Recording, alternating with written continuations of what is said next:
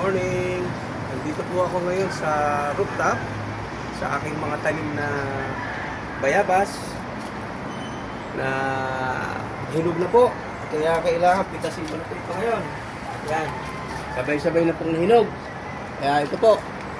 Pipitasin ko na po para maano na po. Makain na. Isa. Dalawa.